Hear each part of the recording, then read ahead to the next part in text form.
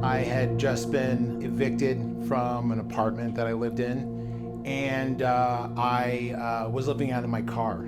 I came across a flyer that was on the community board. Well, I was going to Berkeley, and I guess it's a bit of a cliche, but I was living in a co-op, and somebody I was living with at the time mentioned it. My friends, they were doing a lot better than me. They were rich kids, and they all said, "Hey, we're gonna go to Burning Man." I was in the middle of the playa, and I started to have a huge panic attack. What the was I doing with myself? I spent all my money. I'm out here in the middle of the desert. I've lost my friends, and that's when I saw him. As if he was walking out of the sun towards me, and he just took my face in his hands. He said, "You're home." I just started crying. When I met Osiris, he gave me an overwhelming feeling of safety, which I hadn't felt before, and that was like very nice and very meaningful for me. And he made me feel like I belonged somewhere. You could see that he'd gone through a lot of pain. Like, I felt like something had hit him once upon a time. Something about him, like he had been through so much that his heart was just open. Yeah, I could see how it would seem weird that he was recruiting younger people. A running joke was that he was Santa Claus, actually, so. And he just kind of embraced everybody that kind of came through his door. I thought, how can I be like him?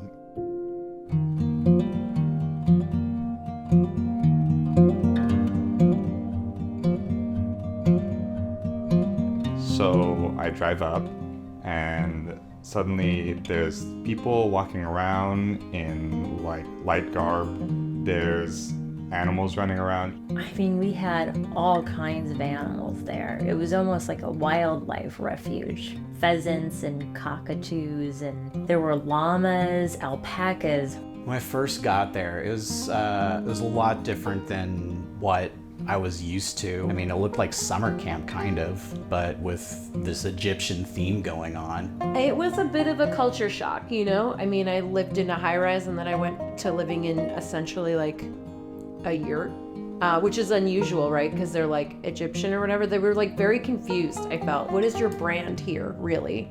Of course, by the time I got there, most of the lodgings were already filled up, so I was sleeping out of my car.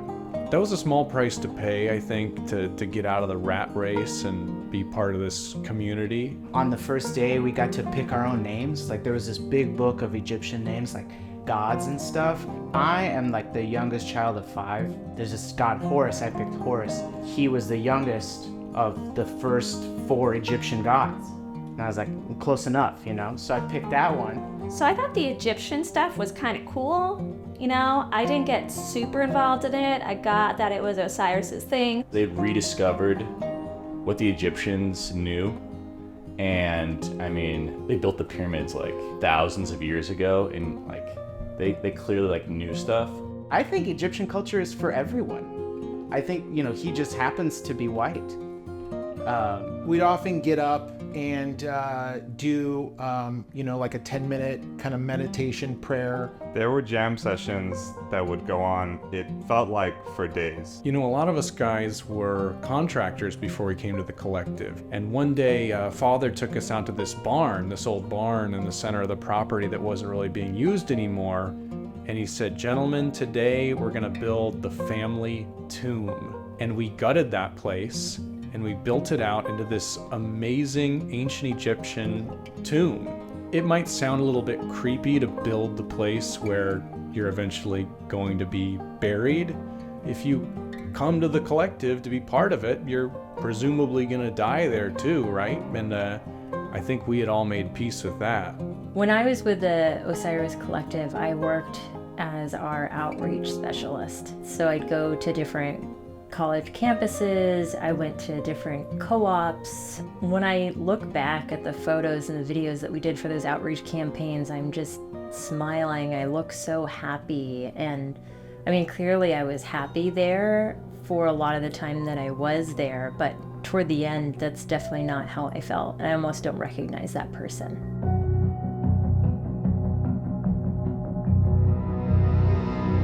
Father Osiris shows up to the commune, right? And there's this guy behind him, and I'm just like, who's that guy? You know, like, what's his deal? So when he first introduced Anubis, it wasn't really remarkable to me at the time.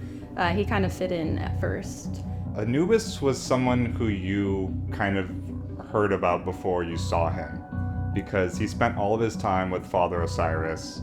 So people would just start talking about there's this new guy, Anubis, almost like they were kind of scared to talk about him. It felt kind of secretive, like when you went over to them, they kind of paused their conversation, so it felt like you were intruding. So you never really felt welcome to hang out with them when they were together. And it's all of a sudden, it's just like Anubis this and Anubis that, and spending all his time with it. You know, it's like, hey, we're your children, right? You know, he had all these radical ideas that he slowly started to kind of expound upon over some time, but I never really, he kind of rubbed me the wrong way. He brought a sense of tension that wasn't really there before. So I never really liked him. The collective never had a hierarchy. It never had cliques. That all changed. If you weren't on Anubis's side, you quickly became a pariah. He just wielded so much influence over Father. The exclusivity was weird, you know? Like it hadn't felt that way before. Yeah, we all have our jobs, and he had all the jobs apparently. And I feel like he started putting his fingers in all the pies, and he just like all the pies. But I didn't know who was with him and who wasn't with him, and it was a dangerous kind of like line to walk. He would go around and give people orders and then just act like he was the most important person in the room, even though he had literally just gotten there. He definitely kind of propositioned some of my friends, and like proposition's weird to say when, you know, he's like so close to the leader. There was always drug use in the collective, but when Anubis came, it was more pervasive. It was constant, and it was just different. He turned around, he grabbed me by my shirt, he lifted me up like a foot off the ground, and he was like, what are you, a little baby? Are you a little tiny baby?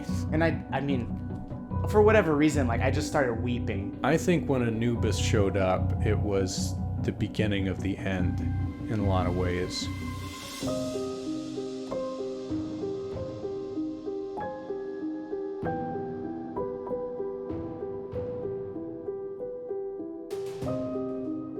Father Osiris meant the world to us, and I couldn't handle it at first when I found out. People were just all rushing into the main hall, and I ran in there, and everyone at that point knew that Father Osiris was gone. Yeah, I was there when he died. I mean, not when he died. Only Anubis was there. He and Osiris are going off on one of their jaunts up to Mount Shasta, and then Anubis comes down, and everyone's like, what's going on? What's going on? Where's Osiris? Anubis says, oh, he died, and his like final words were that he's the leader. Like, what? Yeah, that seemed suspicious, to put it lightly. A bunch of us organized a little search party. We kind of went behind Anubis's back to do that, to bring Father's body back down, you know, to bury him in the tomb like he would have wanted. We looked on Shasta for days, and we didn't find a body.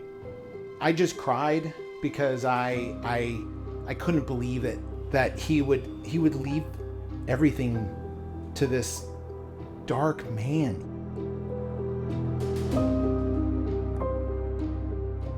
It wasn't the same place. Everywhere I went, I felt like I had a knot in my stomach, and I was like, when was the last time this has been a good place to be? And then I left. Which to me was like, oh, this is exactly like the kind of environment that I left. I can't be here. I don't want to be here. So I left. I had left everything behind, so I had nothing to go back to, right? But this was no longer my home. What about you? What is your interest in all of this?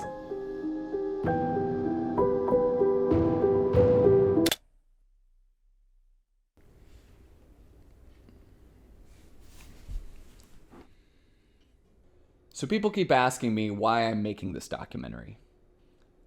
And I've been trying to keep my personal life out of this. But the truth is, as a documentarian, I think the ethical thing to do is to be fully transparent about my connection to the Osiris Collective. This is Maddie. We started dating in college and immediately had a connection.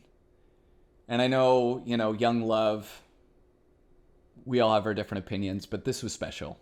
We really had a connection. I was head over heels for her. And then one day, she dumped me. Said she was going north to join this thing called the Osiris Collective. I was shattered. Totally caught me off guard. And she was gone. I couldn't get a hold of her.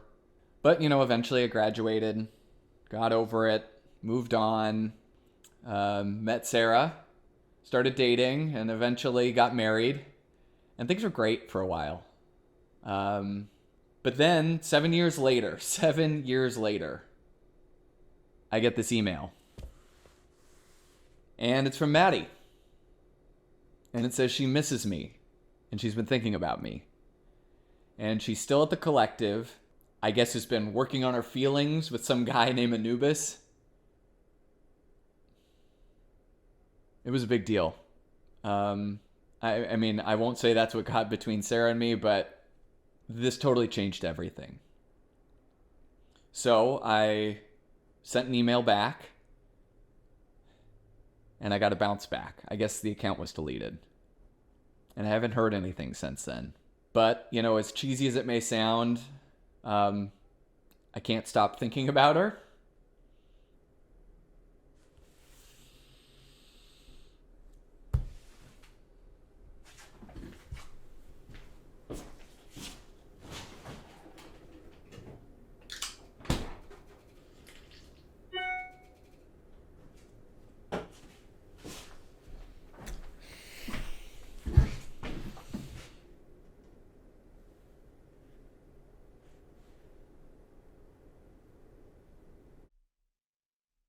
So, I thought this might be a prank, but it definitely isn't. So it says, "Are you ready, Keith?" And then it goes on to say that it's Anubis from the Osiris Collective, and he's heard I've been asking about him, and he's watched my work on YouTube. And then he says he's inviting me. He's inviting me to bring my camera and my vision to the Osiris Collective, where everything is happening, all caps. This just totally blows my mind. And then, and then he included like a photo of himself, I guess to prove it's him or something. I don't really understand that. But that is all to say, I think I'm going north.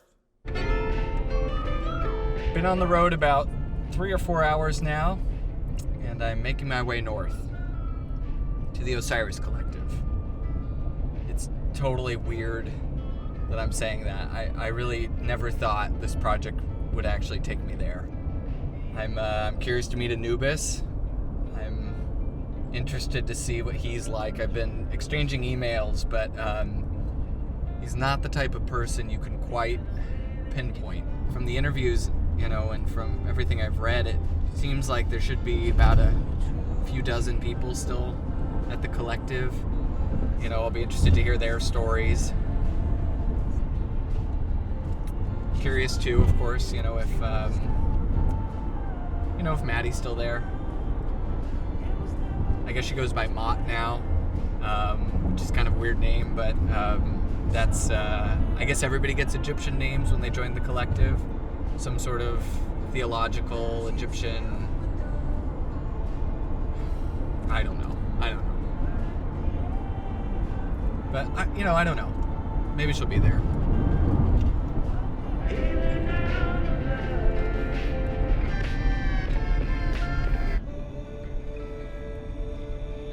haven't been able to reach anybody. Most of the people I know have left by now. There's a couple of people that I'm worried about that are there.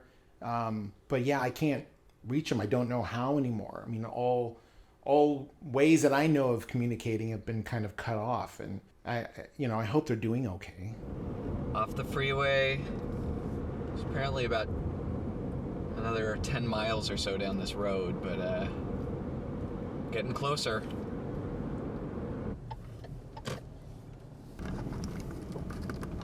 So this is the compound. Where is everybody?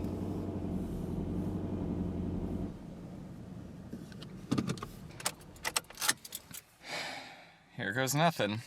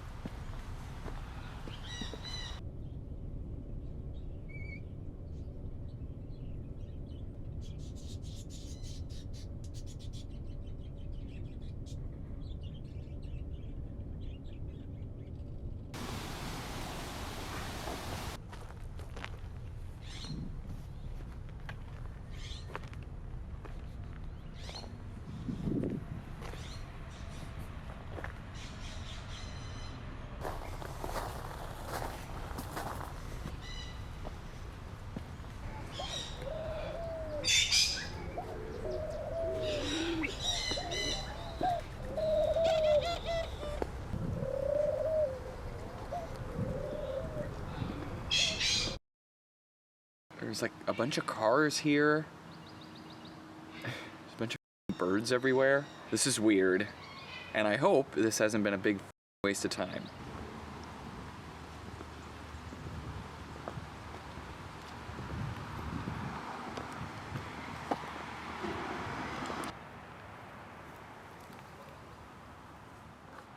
Wait, what's that? Oh. That's a person. Hello? Hello?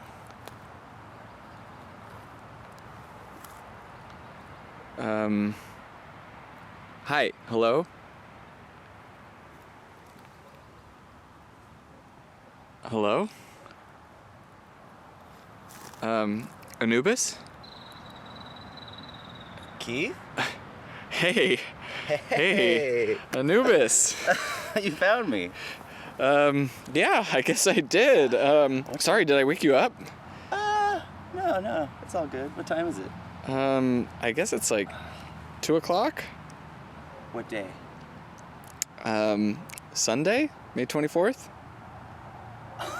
Are you filming right now? Yeah, sorry, is that okay? I had mentioned in my email I was hoping to do some filming. It's great. Okay. You're gonna tell the real story. The truth. Cool.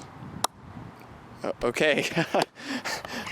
All right, this is just crazy. I've heard so much about you, and yet to meet you in person is like pretty wild right now. I hope you've heard good things. I haven't had a visitor here in a while. This is cool. So you're the only one here? Right now. Kind of like it's like a down season for us right now. Okay. But I think this summer we're gonna have a lot of people coming in, so it's a good time for me to kind of step back, relax, All right. It's good. I hear you. Good. I hear you. So you came from LA? Yeah. Yeah. Long drive. A little different here than LA. Yeah, you could say that again. You could say I spent that. a lot of time in LA. You do spend a lot of time in LA? Not anymore. Oh. I haven't left here for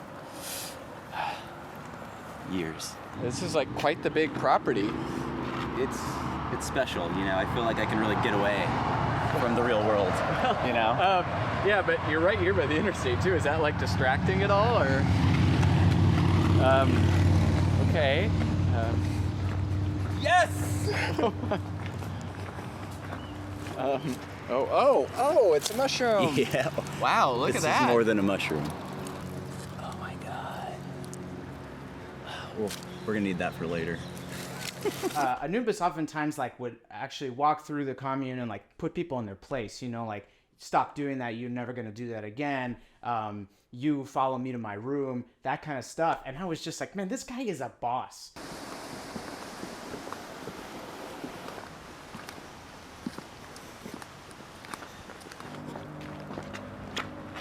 These are the abodes. This weekend, it's all yours. Wow. Wow, this is pretty nice. If you need anything, you can find me. Or ask Little Anubis with that. Oh, okay. A little tour, bedroom, Okay. California King, jacuzzi tub, Okay. kitchen, nothing crazy, table, fridge, stovetop, but we'll be covering your food, so don't worry about that. Wait, so I'm sorry. Are there other people here, or is it just us right now? Right now, just us, but yeah, people are always coming and going. It's very, very free. Okay. Hey, so I'd really like to get this interview going, if you don't mind. I thought this was the interview. Oh, I mean, I guess it would be better maybe if like we did like a sit-down interview where we just. Sure, of course. Okay. So what I was thinking is maybe like over here we could set you up, maybe kind of by this window or in this chair over here. You wanna get that going? Well, sure. Yeah, I could set that. What do you? All right. I guess it'll be a drinking interview. It's a celebration, right? All right. Let's see. Okay.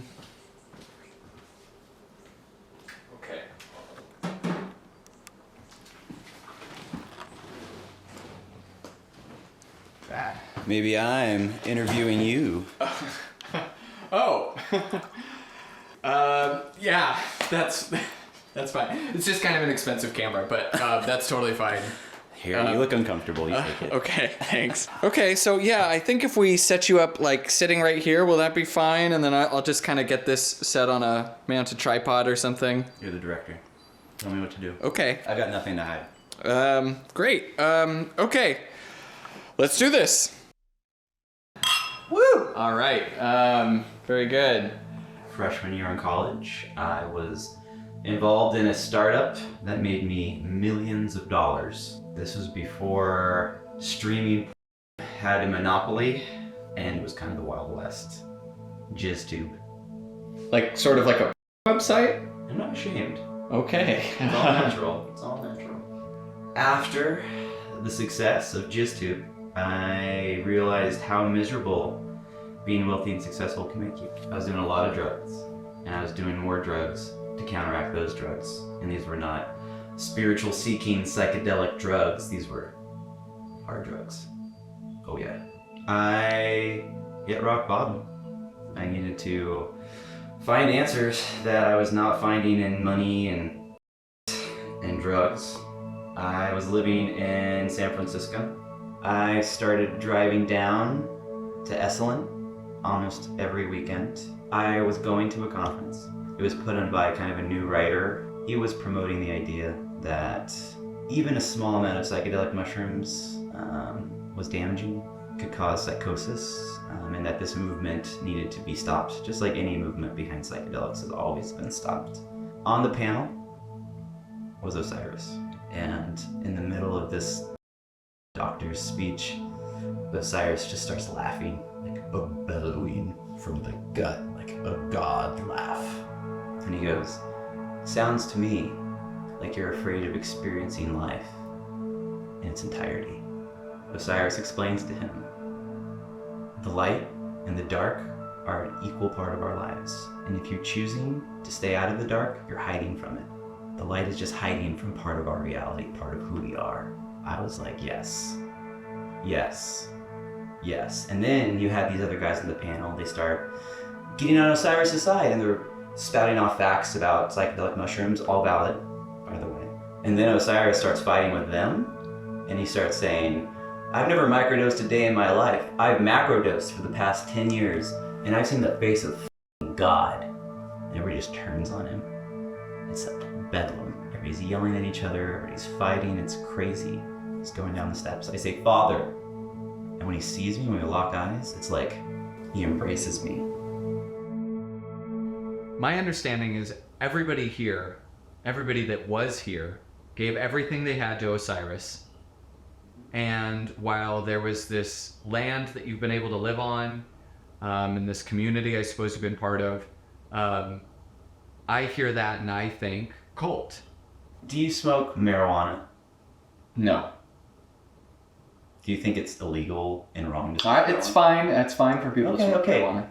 20 years ago, marijuana was not something recreational like this champagne here. It was a drug. Drugs are bad.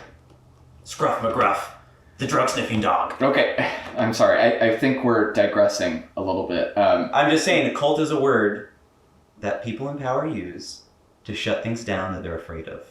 I think, though, we need to get out of this room. I think we kind of built some tension in here. We need to get out of this room. Okay, we can do this interview somewhere else, or is that... I think that's a good idea. Oh, okay. Well, geez. Did you bring a swimsuit? No, actually. It's not a problem either. Hey, don't be shy. Okay, that's plenty. That's plenty. All right, thank you. You know, this place started right after the economic crisis in 2008. Most of the original members were young people. They were displaced, economically speaking. And that's where Father got the idea for the revolution. We all needed to come together. By we, I guess I mean them. I wasn't in the group yet. They all needed to come together, look past their egos, and start finding the answers of how they should live their lives, separate from what we've been taught from birth to do, which is form these very specific false narratives about what it means to be a man and a woman. Do you know who Aleister Crowley is? No. The wickedest man in the world. He carried out rites that hadn't been done for centuries, Egyptian rites. He made communication with what he believed to be intelligences. These are intelligences that we can access here on Earth anytime with the use of psychedelics. So is this what the Osiris Collective believes? Is this kind of thing? It's a part of our foundation. What we see soberly is only a very small part of what's real and what reality is. I'm just saying, factually speaking, tens of thousands of people have experienced this. I think it's ignorant to assume that it's all an illusion. Anubis? Where is everybody? I thought we talked about that. Everything I've heard is that people live here. People don't come and go. There's a sustained community here. Where the are they? When Father died, as tragic as it was, I took up the mantle. He asked me to. I told everybody. Was that on Mount Shasta? Yeah. What happened?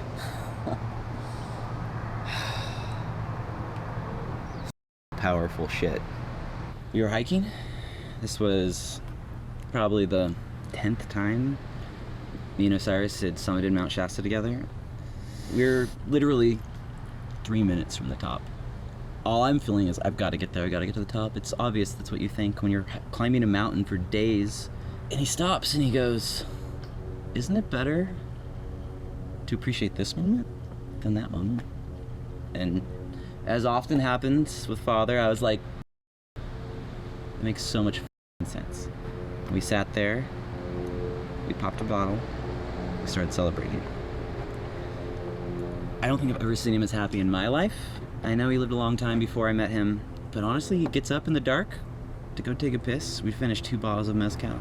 I'm guessing he fell down. I'm not entirely sure.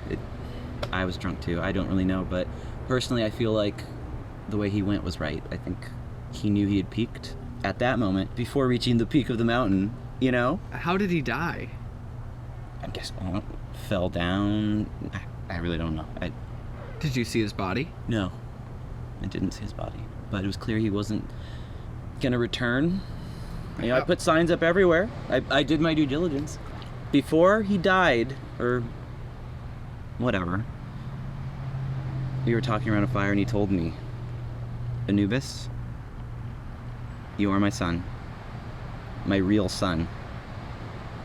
You know what needs to happen. What I've done is all I can do. I need you now to continue to pass on my message. That's what I do every day now. I have no idea what's going on. I think he's on drugs. There's nobody here.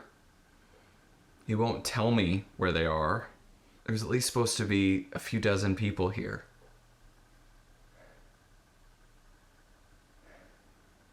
Anyways, he's clearly out of his mind. I want to ask about Maddie, but this all seems very delicate. Anyways, I guess the interview continues. I feel like I was probably like bad-mouthed a lot after I left, and I think there are a lot of people who didn't feel comfortable making contact with me anymore.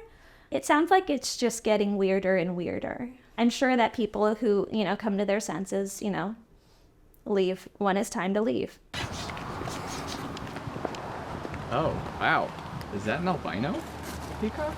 There she goes. She knows what I like. Thank you, thank you, thank you, thank you, thank you, thank you.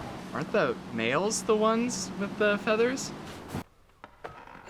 Hey, Anubis, I was gonna ask you, did you ever know a girl here named Maddie? What about the name Mott? Does that ring any bells? Turn off the camera. What? Turn it off right now. Is it off? Yes. You're sure? Look, the lens cap is on. What's this about? Seems to me like an ambush. So you do know her? I'm not saying I knew anybody named Maddie, but what the is going on here? This is not what we talked about. What's going on? We were gonna do a interview. What's happening? Is you cornering me? Because I got an email 6 months ago. From Maddie. Talked about you by name. How do you know this person? What does it have to do with anything? What the I used to date her in college, okay? What's so funny about that? Oh my god, I'm so tired of this. I didn't think you were one of them. Okay, what? No, One of the snakes! Just fucking spouting out lies. These people, these failures that couldn't fucking hack it, and they're crying and they're whining. They were failures to begin with, and look at them now. All they can do is try to bring me down because they couldn't fucking hack it. And what the you're gonna take their word over mine? Okay, Jesus! Hold on. I'm not taking anybody's word. I'm just filming a documentary. And right now, with the camera off, I'm just asking you, did you know Mott? Did you know Maddie? Did you know somebody who I used to care about? I'm sorry to say that I didn't. I'm sorry. Okay. I'm sorry. Okay. There's been a lot of women that have come and gone from here. I don't like to brag, but some of them feel like they know me better than I know them. Okay. You know what I mean? Yeah, okay. Because of my status. I never knew a Maddie. I never knew a Mott, okay? Please, let's try to move past this. I really can't stay in this vibration for more than a minute or two max. Okay. Come here. Let's hug it out. Come Come here. Oh, okay. Feels good to get it out, doesn't it? I'm so proud of you, Keith. I think we got this. You're the one. I knew it. I knew it. Okay, it's not too late. I mean, it's golden hour. We can get some really good shots in front of the temple. Peacocks are really fucking stoked. So it's time to we're feed them. doing this still? Doing the Of shooting? course. Come on, buddy. Come on, let's go. In the collective, it was really common for people to end up getting married. We spent so much time together. You'd meet and you'd make a connection. And there was this one occasion that he came back after one of the weddings and he was acting really weird. It was like he was kind of showing off and flaunting, and some of us realized that he was wearing a ring. And it was kind of clear that he wanted us to ask him about it. And so one of the girls finally asked him, Anubis, what's going on with that ring? Did something happen that we don't know about? And he said, oh, I'm married to the collective. And we didn't really know what to say. So we just said, oh, okay, that's great.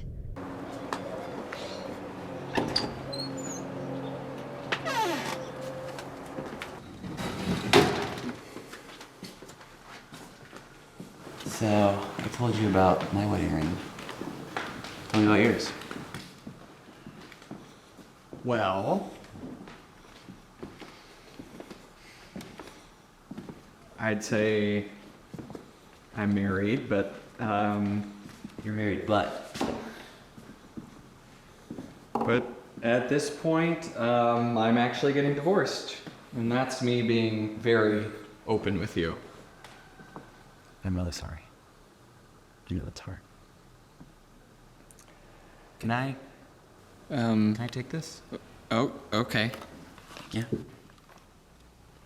I really appreciate you telling me that. I feel like for me this has been a little raw. I've never been interviewed before, so it helps for me to balance the scales just a bit. I'm just wondering, genuinely, what's your angle on our story here? What's the opening of your movie gonna be? What are you gonna tell the audience? I don't know. I'll be honest, Anubis. I came in thinking I would control this situation and I'd uncover some big conspiracy and, that this would be some sort of sensational interview, documentary. And I was gonna find, bodies stacked somewhere or something. Or, Osiris mummified at the top of the temple. I know you're laughing. No. Keep going. I'm sorry. Well, no, what I'm trying to say is, Anubis, I get you. And I don't mean that to be simplistic or... It's okay. Anything like that. I just mean, I get it. It's just what I always thought it was. It's what it is on the surface. Mm-hmm. Maybe this is a story about you. This is a personal journey. You lost somebody. Nobody wants to watch that. I do. You lost somebody once. You're losing somebody again.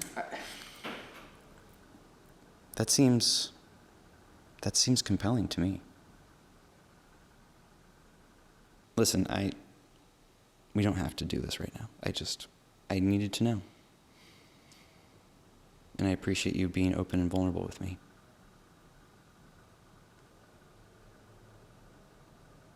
Can you turn the camera off? Okay. Can you please turn the I'm sorry.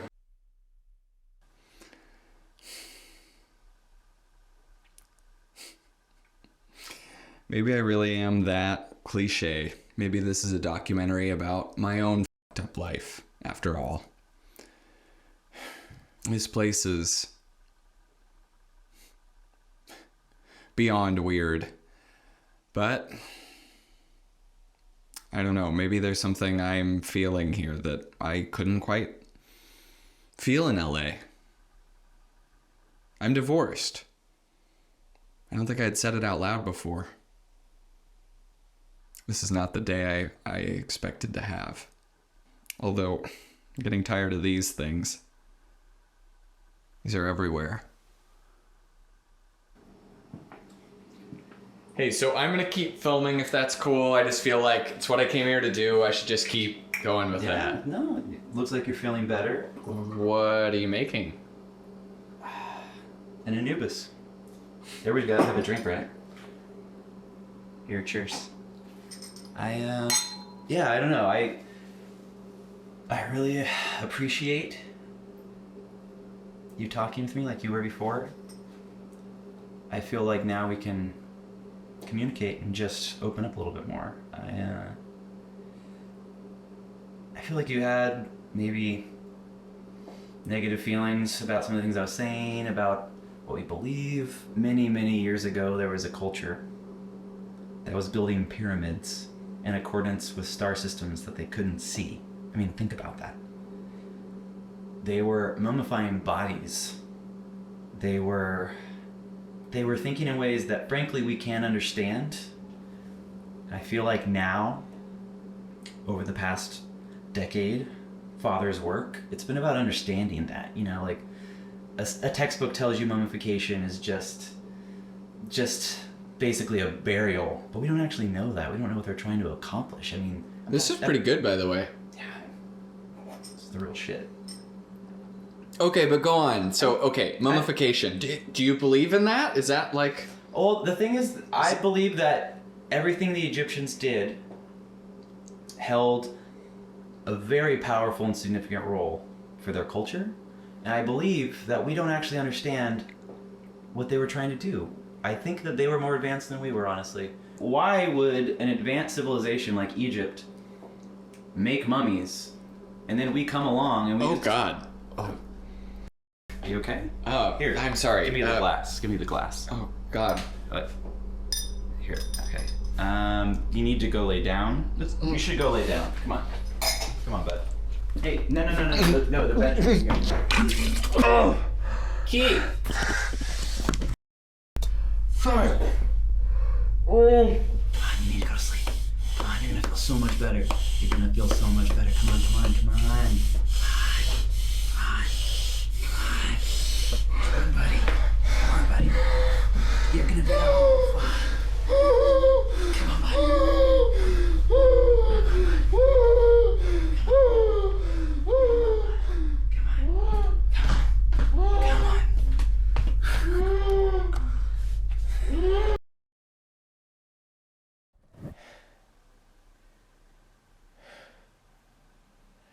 I don't know what's going on. I've been out asleep for... I have no idea. It's night now. Something was in that drink. I am so positive of that. I have the fucking craziest nightmares. Jesus Christ, I don't feel safe right now. And this fucking thing wasn't fucking there before.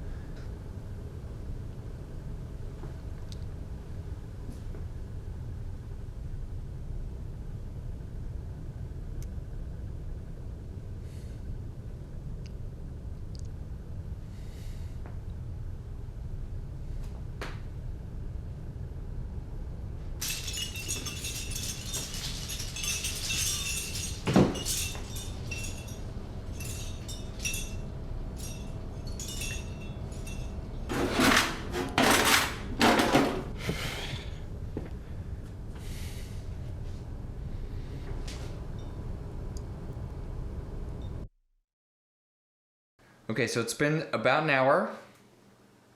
I'm feeling better a little bit. But I have no car keys either. They're not here. They're not where I left them. He must have them. That's the only possibility. So the fact is I can hear the interstate. It's about 300 yards. And in any other circumstance, I would say 300 yards is not a big deal, but...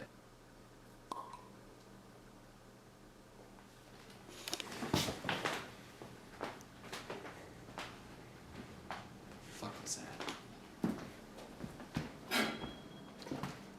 I've got a f***ing knife.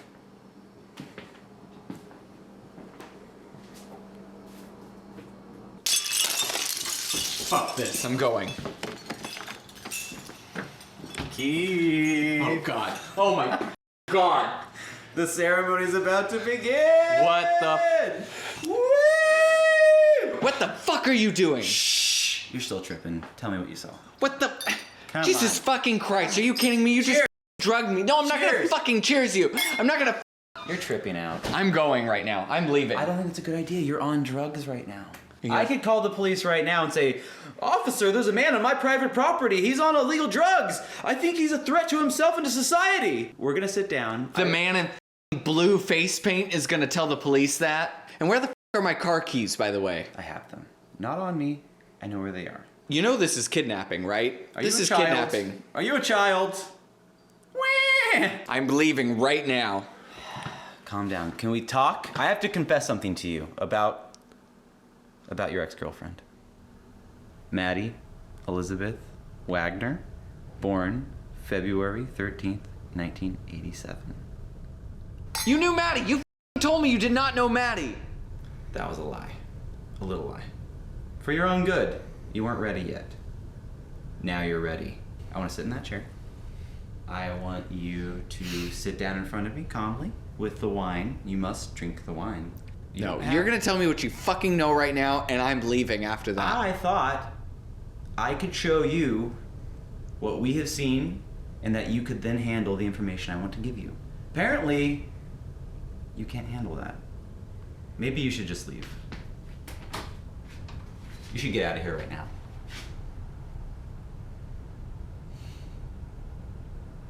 Get out.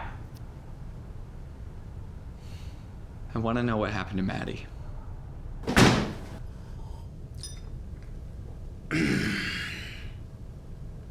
You ready? Should we have better lighting for this? The lighting is fine. I want this to match up with what we did. Tell me what you know about Maddie. You're so demanding. What happened to her? Just, you know what? Cut the bullshit. What happened to her? Me and Osiris chose her. As we chose many, like her, special people, to go on our vision quest up Mount Shasta. She was strong, she was very fit.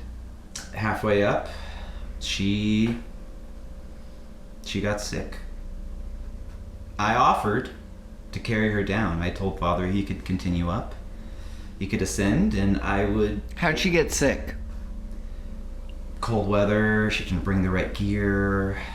I don't know how these things happen. She didn't bring the right gear? Weren't you leading her up there? I'm not in charge of anybody. I never have been. Yeah. I'm a guide, but I don't tell them what they can or can't bring on a journey. That's their decision. I offered to bring her down. She said no.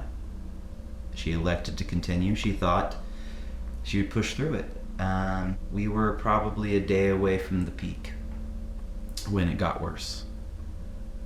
And now it's my turn to ask you a question. No, we're not doing that. What was your vision?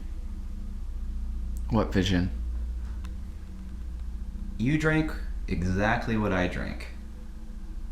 And God knows I had a vision today. What did you see? You mean when you drugged me? If you want to use those terms, yes. When I drugged you, what did you see? I saw the temple. I was the peacock.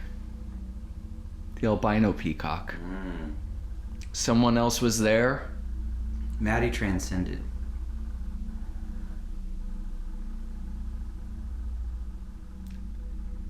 Does that mean she died?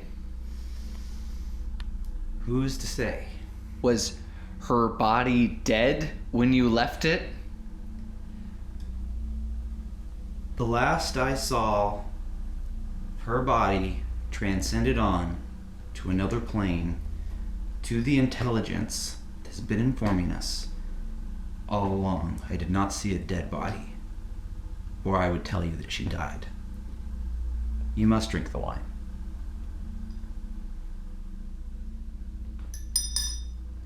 That's it. I've had enough.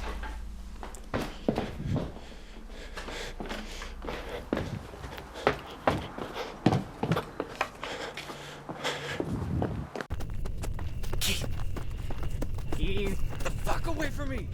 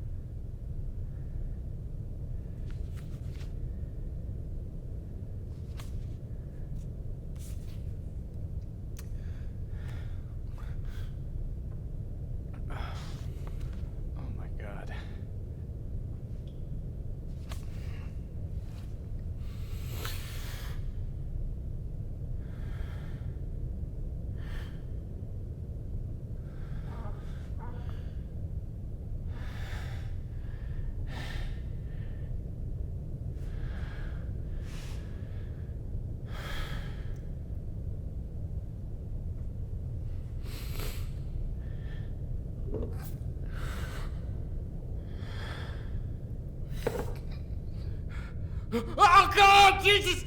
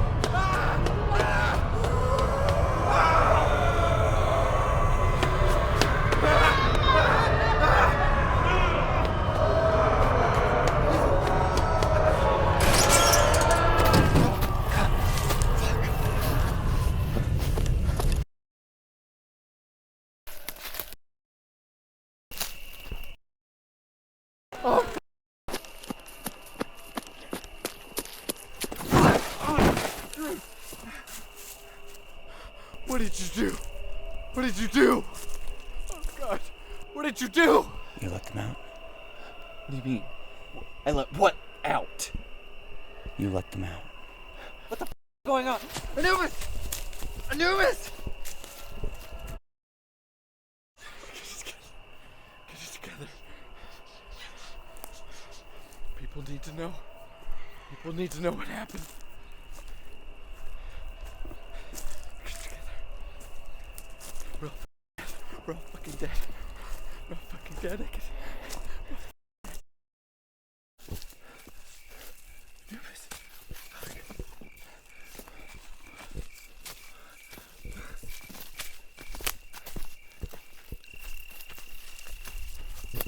What's the gun for? Shh.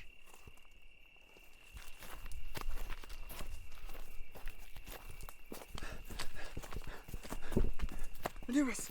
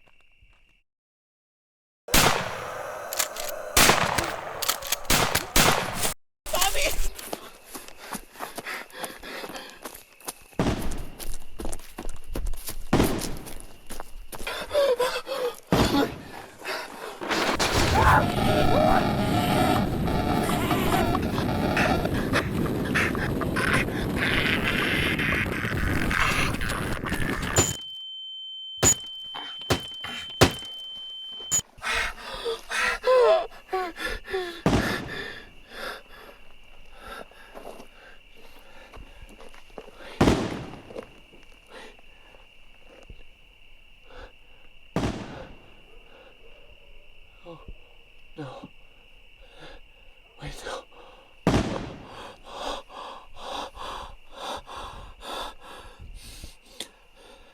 Maddie? Maddie? Maddie?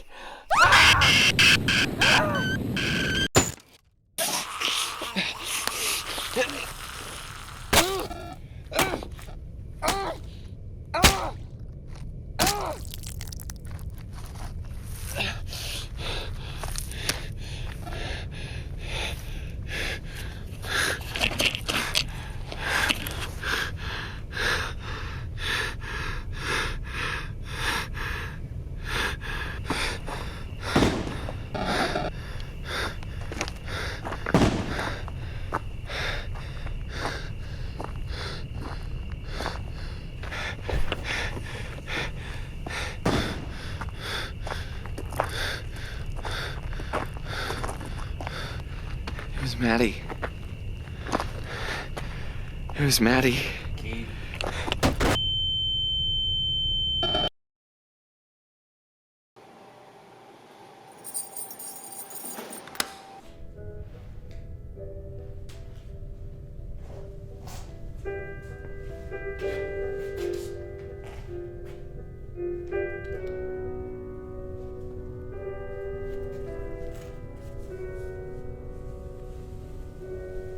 There he is. There he is. Look at you.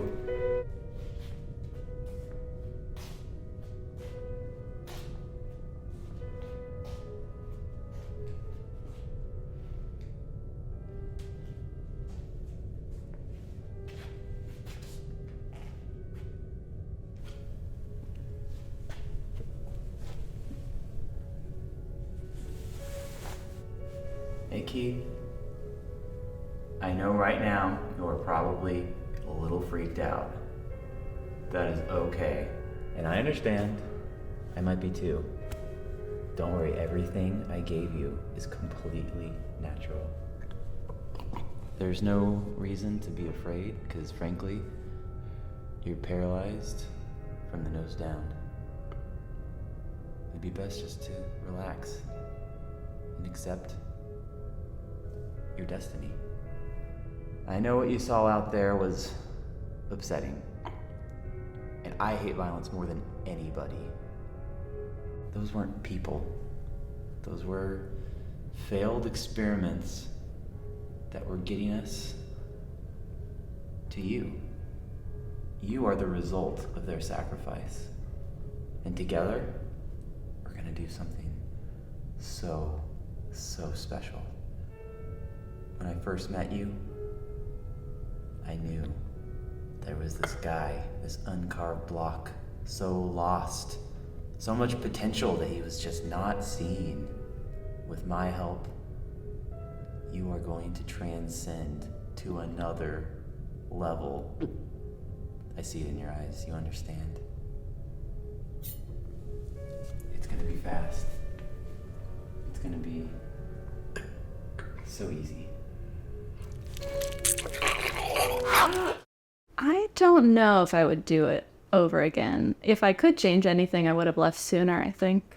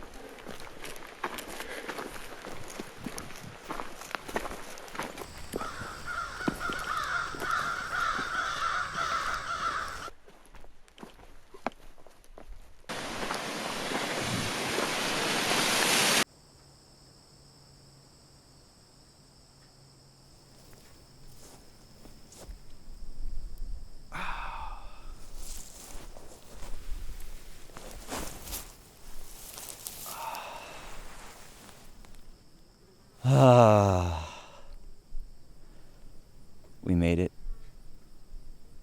I can't believe we've made it. It feels so good. And it was a lot. That was a lot. But I have no regrets now. I mean, look at where we are.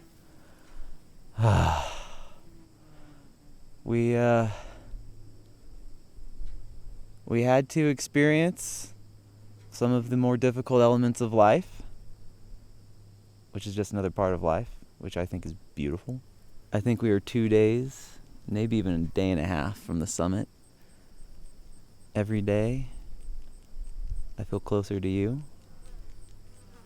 The presence is very palpable. I know this time I did it right. It takes practice, just like everything. But this time, I know it's right. When I was shooting those mummies, I remember you and me about 4 miles from here, shooting our shotguns for the first time. You giving me directions. Stern, but loving. Endlessly patient. Endlessly patient. When I was killing my friends, then my creations, I felt like they were grateful to be a part of something so special. Like they knew that their sacrifice was going to bring me here back to you, that we're all a part of one whole. It's not just about me, and it's not just about you. And I'd be lying if I said I knew what it was about, but I feel like I can't put it into words, but I know what it is. It was getting dark there for a while. I will not pretend I wasn't afraid. I felt so alone. And then you brought me my new friend, our new friend Keith, who was touched by some sort of inspiration to make a movie about what we've been doing. I knew he was the one. He will be the one. What we're doing is right. I know it. I'm going to take his footage, flawed as it is, and we're going to make something special with it. And through that, people will finally understand what they're so afraid to understand. But if you can tell the story in the right way, nobody will be able to deny what we've done.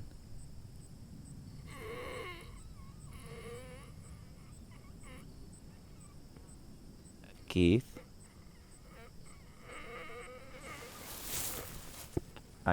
Keith, are you doing it? Hey, buddy, how you doing? Yeah, there's my boy. No. Oh, this way. Come on. There you go. Spit that. Good. Yeah, let it out. We don't need any of that anymore. Look at you. You're so much stronger than you were before. This is a man. This is a man. You've got the father in you. Can you feel him? Sound it out. Come on. Ooh. Yes. Yes. Yes.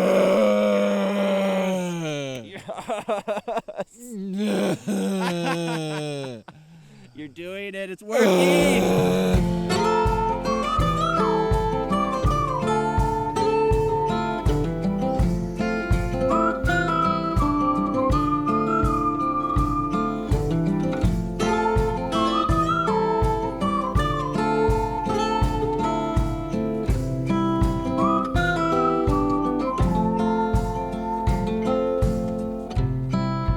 I've been in your waters, been knocking at your door. I know one thing for sure, I've never been so close before. You were truly my lover, but it was over so fast. Just one thing to discover. Oh no, it was never built to last.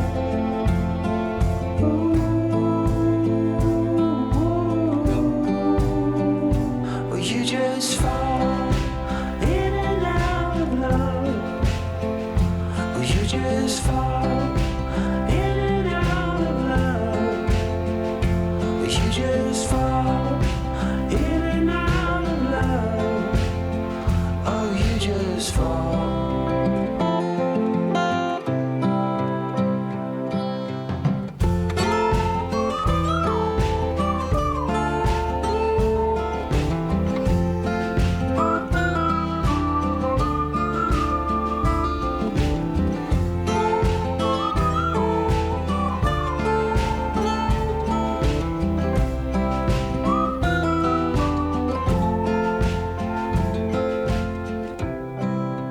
We stay indoors.